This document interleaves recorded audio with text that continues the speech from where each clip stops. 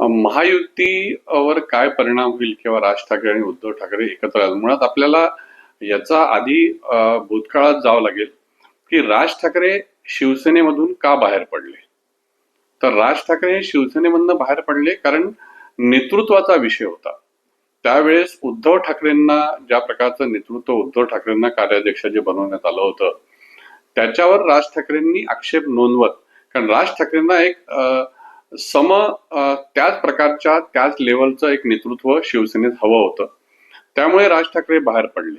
आता मुळात प्रश्न असा आहे की इतक्या वर्षानंतर एकत्र येऊन पुन्हा राज ठाकरे हे उद्धव ठाकरेंचं नेतृत्व मान्य करतील का, आणि उद्धव ठाकरे किंवा राज ठाकरे यांच्यामध्ये नेतृत्व कोण करणार.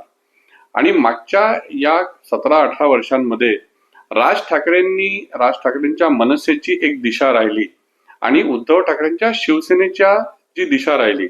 आतापर्यंत मागच्या 2019 मध्ये अचानक उद्धव ठाकरेंनी आपला सगळा विचार सोडून काँग्रेस आणि राष्ट्रवादी काँग्रेस पक्षासोबत युती केली. ती युती राज ठाकरे मान्य करतील का किंवा लोक मान्य करतील का. त्याच्यामुळे मग ह्या सगळ्या संभ्रमातून मला असं वाटत नाही की युतीवर याचा काही फार मोठा परिणाम होईल. राज ठाकरे सहज म्हटले होते की मी मातोश्रीवरून जाऊन येतो, मस्तीत गमतीत म्हटलं गेलं, आणि ते आज उद्धव ठाकरेंना शुभेच्छा द्यायला मातोश्रीवर गेले सुद्धा. हे काय दोघं एकत्र राजकीय प्लॅटफॉर्मवर एकत्र कधीपर्यंत येऊ शकतात, काय सांगायचं? नाही, आता प्रश्न कसा आहे, आपण एक गोष्ट लक्षात घेतली पाहिजे. आता उद्धव ठाकरे आणि राज ठाकरे यांनी या दोघांनाही पर्याय मुळात उपलब्ध राहिलेला नाहीये.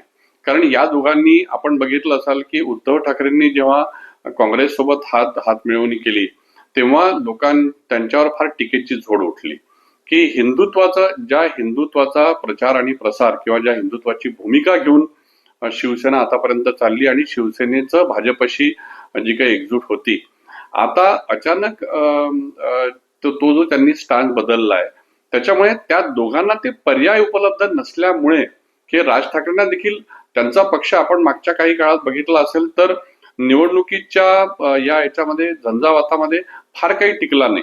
उद्धव ठाकरेंना लोकसभेमध्ये बऱ्यापैकी यश आलं पण विधानसभेमध्ये त्यांची फारच पद्धत झाली. त्याच्यामुळे त्या दोघांना पर्याय नसल्यामुळे आता हा एक मार्ग की लोकांना असं वाटतं की बाबा राज ठाकरे आणि उद्धव ठाकरेंनी एकत्र यावं अशी त्यांची समजूत, त्या समजुतीतून त्यांनी ते एकत्र येण्याचा हा मार्ग पत्करला असावा किंवा त्या प्लॅटफॉर्मवर ते एकत्र येऊ इच्छित आहे.